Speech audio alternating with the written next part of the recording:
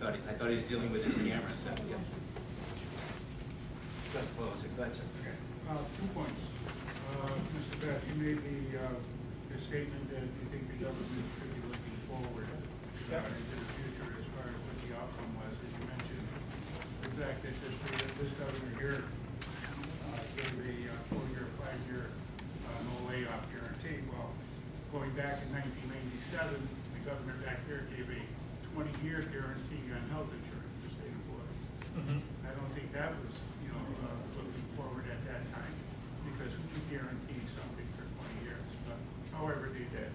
And the second fact is that when we're talking about the unfunded liabilities, especially the state pensions, isn't it a fact that if they were funded at the proper level, that they should have been throughout the years, that we wouldn't be in the position that we are right now? Clearly. But I think, getting back to your point about the long term, I think people are ready for a new start in terms of trying to approach this in a more collaborative fashion. And I think if you put the union leaders and the administration together and start thinking outside the traditional ways of negotiating contracts, I think we could do a lot better and get a lot farther than the traditional ways that we've been going up to right now. I think right now, to be very honest with you, nobody really benefited from the guaranteed 4-year layoffs because, as you can see with the recession, okay, people are very upset, okay, and we need to make some changes and our hands are tied. We literally cannot do anything of any meaningful changes on the structure of government until at least 2014. And we have some very, as you see, we have some very, very severe short-term and long-term problems, including unfunded liabilities. And the second thing I would say is we have to get rid of the adversarial relationship and start saying, okay, what can we do collectively? Okay, and I don't know that we've really challenged ourselves to be able to do enough of that. And I think we have a lot of good opportunities before us if we want to do it. I think what we have to do is stop denying reality, pretending that we have money, and pretending that the federal government is going to bail us out and pour money into it. I don't think we have that ability, and I haven't thought that since the day we were elected. And we have to stop thinking we're going to go to all the people here to cover our losses and our mistakes. We have to change that way of thinking, okay? And if we don't, we're going to continue losing people, we're going to continue losing businesses. So I think we have to be a lot more bolder and a lot more candid than what we have been doing. And you're right, so there was in 1997, the governor at the time was John Rowland. He negotiated a deal with the State Employees Union, CBAC, State Employees Bargaining Coalition, which was for 20 years.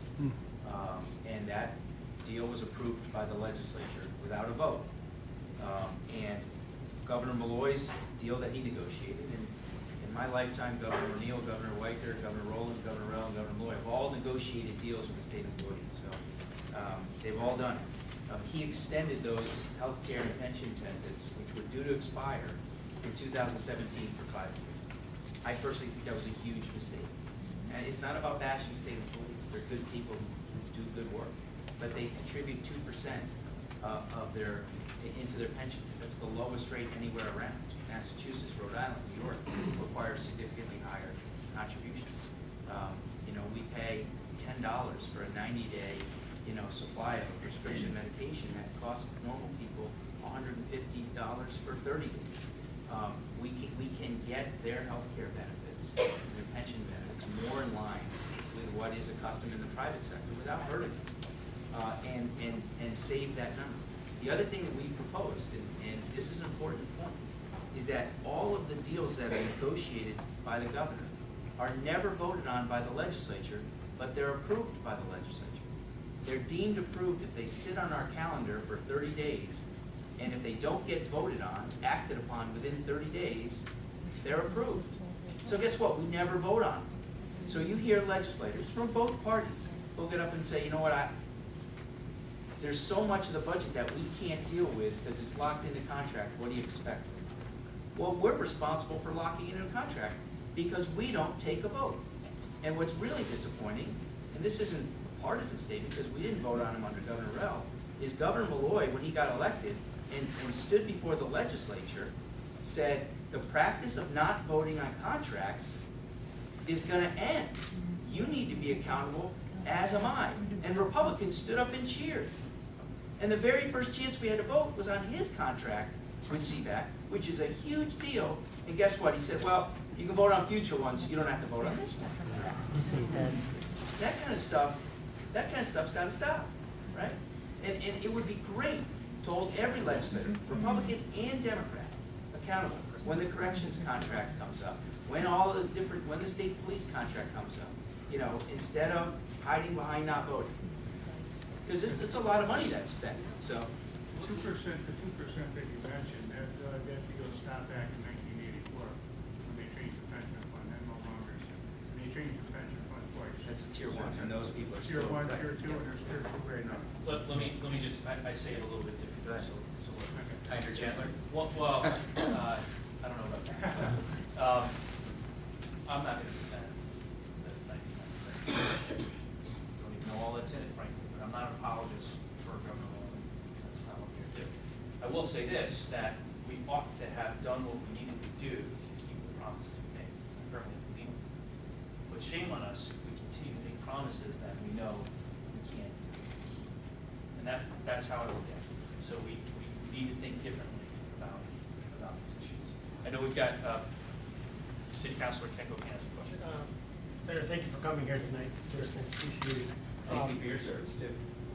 I think your job might be harder than ours. I agree with you. Although not tonight. You know, what happens on the state budget affects municipalities. And the biggest relief you could give municipalities right now is unfunded mandates. I know Senator Welch and Representative Betts have been champions of this, trying to get us some relief. That is the quickest and easiest way you could take a huge burden off of our shoulders. Do you see anything happening this year? I hope so. And one of the things we talked about is in our budgets that Republicans have offered, and in budgets that Democrats have offered, there have not been cuts to municipal aid. Because I think there's a recognition and understanding that if we cut your municipal aid, you're gonna do one of two things. You're either gonna raise property taxes, or you're gonna affect services like fire, police, and education. And we don't want you to do that. So we have not offered cuts to those programs. If we're gonna look at spending less money, and if aid to towns and cities is on the table, which the governor's clearly put it on the table with cuts, I think it has to have mandate relief. If I'm not gonna vote to cut money that goes to Bristol unless there are also mandate reliefs that come with it that lower your costs. So you can make those decisions to lower your costs if we give you less money. Quite frankly, I think that's a win for everybody. I agree. All we want is control of our own spending. That's what we're looking for. Thank you. So we're forgetting who's next, the gentleman